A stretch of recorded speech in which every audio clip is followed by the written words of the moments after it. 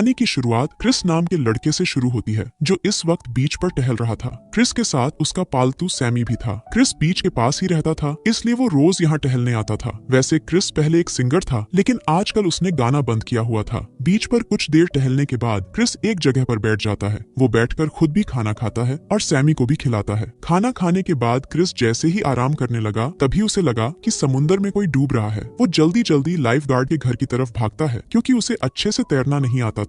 लेकिन ना तो लाइफ गार्ड के घर की हालत ठीक थी और ना ही वो घर में था। अब क्रिस घर की टूटी हुई खिड़की उठाकर खुद ही समुद्र की तरफ बढ़ने लगा और फिर जल्दी ही समुद्र में कूद जाता है। लाइफ गार्ड बेवन पास ही टहल रहा था और उसने क्रिस को पानी में देख लिया था। समुद्र में क्रिस को कोई नजर नहीं आता। उसे वहम हुआ था कि कोई डूब रहा है और इसी वजह से अब उसकी जान खतरे में पड़ गई थी। धीरे धीरे वो पानी में डूबने लगा। पानी के अंदर उसे एक फूलदान मिलता है और तभी बेवन भी उसके पास पहुंच जाता है। जल्दी ही बेवन ने उसे पानी से बाहर निकाल लिया था, जिस कारण आज क्रिस की जान बच गई थी। वैसे ये दोनों दोस्त भी थे और एक दूसरे के घर आते जाते रहते थे। थोड़ी ही देर बाद क्रिस फूलदान लेकर अपने घर आता है। वो फूलदान को टेबल पर रखकर घर के काम करने लगा। वो घर में अकेला ही रहता था। घर के काम करने के बाद वो थोड़ा सा आराम भी करता है। रात को क्रिस अपनी बाइक उठाकर पास वाले बार में आता है। वो रोज दारू पीता था और दारू पीने इसी बार में आता था। आज क्रिस जैसे ही दारू पीने लगा, तभी उसके पास हाइमन नाम का आदमी आता है। हाइमन एक म्यूजिक कंपनी का मालिक था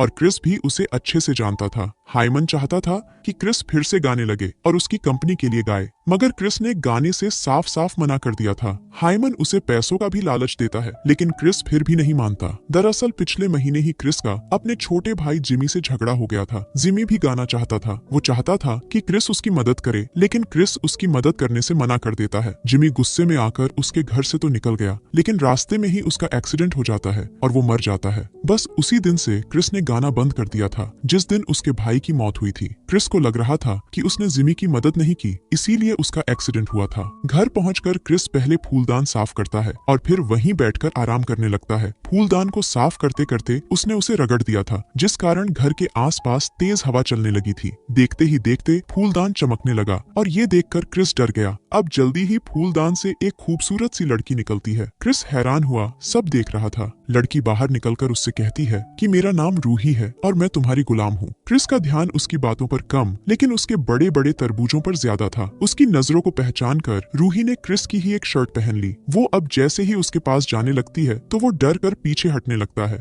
रूही उसे समझाती है कि मैं तुम्हारी 3 इच्छाएं पूरी कर चली जाऊंगी। क्रिस को उसकी बात पर यकीन नहीं होता। वो खुद को संभाल कर मजाक मजाक में कहता है, मैं अभी बारिश देखना चाहता हूँ। उसकी बात सुनकर रूही अपना जादू करती है और उसी पल बारिश शुरू हो जाती है। क्रिस यहाँ रहता था, वहाँ बारिश नहीं होती थी, इसलिए वो अब बेहद हैरान था। बारिश इतने जोर से होती है कि घर की छत से भी पानी गिरने लगा था। क्रिस की पहली इच्छा पूरी कर रूही भी बेहद खुश थी। वो जल्दी जल्दी उसकी इच्छाओं को पूरी कर आजाद होना चाहती थी। कुछ ही देर बाद बारिश बंद हो जाती है। अब रूही क्रिस से उसकी दूसरी इच्छा पूछती है, लेकिन क्रिस कहता है कि मेरी कोई इच्छा नहीं है, इसलिए तुम अब जा सकती हो। उसकी बात सुनकर रूही उसे समझाती है कि मैं 3 इच्छाएं पूरी करने के बाद ही जा सकती हूँ। क्रिस के पास कोई इच्छा नहीं थी और रूही अभी जा नहीं सकती थी। आखिर में रूही फैसला करती है कि वो क्रिस के साथ तब तक रहेगी जब तक उसकी इच्छाएं पूरी नहीं हो जाती। अगले दिन क्रिस अपने घर के बाहर खड़ा था, जबकि रूही उसके वो कपड़े देख रही थी जो उसे फिट आ सके। जल्दी ही क्रिस भी अंदर आ गया। रूही उससे फिर पूछती है कि तुम अपनी बाकी की 2 इच्छाएं क्यों नहीं बता रहे। क्रिस उसे अपने भाई की मौत के बारे में बताता है। साथ ही साथ वो ये भी बताता है कि मेरे भाई की मौत के साथ ही मेरी सारी इच्छाएं भी मर गईं। रात को क्रिस रूही को उसी बार में लेकर जाता है। यहाँ वो अक्सर आया करता था। दोनों यहाँ आकर दारू पीते हैं। बार में बेवन भी दारू पी रहा था। क्रिस रूही को बेवन से मिलाता है और फिर वापस चले जाते हैं। दोनों ने आज काफी दारू पी ली थी, जिस कारण वो घर आते ही एक दूसरे का पानी निकालने लगे। अगले दिन भी दोनों साथ साथ घूमते फिरते हैं। दोनों कुछ वक्त एक झील के पास बिताते हैं और फिर बीच पर चले जाते हैं। रात होते ही दोनों फिर से एक दूसरे का पानी निकालने लगे। अगले दिन हाइमन लिज नाम की लड़की के पास आता है। लिज भी यहीं रहती थी और वो क्रिस की अच्छी दोस्त थी। हाइमन किसी भी तरह क्रिस को गाने के लिए मनाना चाहता था। वो लिज के पास इसीलिए आया था ताकि वो क्रिस को समझा सके। रात को क्रिस और रूही फिर से पानी निकालते हैं। रोज की तरह पानी निकालने के बाद रूही फूलदान में चली जाती है और क्रिस अपने बिस्तर पर सो जाता है। अगले दिन रूही सुबह होते ही घर के काम करने लगी। दोनों को साथ साथ रहते कई दिन हो गए थे, जिस कारण दोनों एक दूसरे से प्यार करने लगे थे। रूही क्रिस के लिए खाना बनाती और क्रिस मजे लेकर खाना खाता। एक रात रूही क्रिस से कहती है कि मैं तुमसे बेहद प्यार करती हूँ, प्यार का इजहार रूही ने तो कर दिया था, लेकिन क्रिस कुछ नहीं बोलता। रूही उससे पूछती है, क्या तुम भी मुझसे प्यार करते हो? इस पर क्रिस पहले तो खड़ा हो जाता है और फिर कहता है, मैं किसी जिन्नी से प्यार नहीं कर सकता।